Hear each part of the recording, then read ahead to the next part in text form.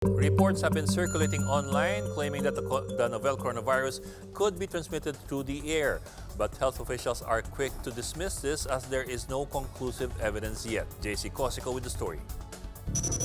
Marilyn sells goods near San Lazaro Hospital in Manila, where nearly 400 persons are being monitored for the novel coronavirus. And fearing that the disease is airborne, she opts to wear masks on a daily basis. May mga bumibili sa amin na syempre galing sa loob ng ospital.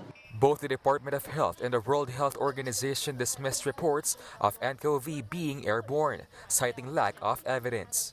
Our evidence is that it's still largely a droplet infection.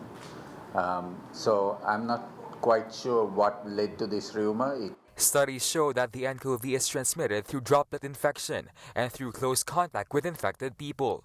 Health officials also say that nCoV is easier to treat than SARS and MERS-CoV. And despite exceeding the number of SARS cases, mortality rate for nCoV is still not as high as the previous pandemics. Numerically, we are seeing more deaths, but if you look at the rates, it's much lower. This time around, we have 5 times as many cases already confirmed, 40,000, and we have just 1,000 deaths. But the health department admits that it would be a problem if the virus mutates. Now, the question is, to what extent is the mutation going to reach? Nobody knows. Yan ang malaking blind spot. And thus, people tend to entertain all these haka-haka. The WHO and Chinese health authorities are scrambling to prevent the further spread of the disease, and various research institutions around the world are working on a cure. Here in the country, there are already 382 persons under investigation as of Tuesday, 266 of whom are admitted in hospitals. For News 5, JC Cosico, we are One News. The Zamboanga city government has placed 10 Korean fishermen under mandatory quarantine. Local health officials say the fishermen have travel history in a country with confirmed cases of nCoV. The Korean nationals were aboard 2 boats which arrived near Barangay Recodo on Sunday. Let's now take a look at the latest global situation on the 2019 nCoV. Chinese President Xi Jinping on Monday visited a residential community, a hospital, and a district center for disease control and prevention in Beijing. Xi says the situation remains very serious, but expressed confidence that China can win the fight against the epidemic. Let's fight this defense war, this overall war against the epidemic, with full confidence. Experts from the World Health Organization arrived in China to cooperate with their Chinese counterparts in fighting the virus. The team, led by Dr. Bruce Aylward, a Canadian epidemiologist and emergencies expert, is expected to lay the groundwork for the larger international team.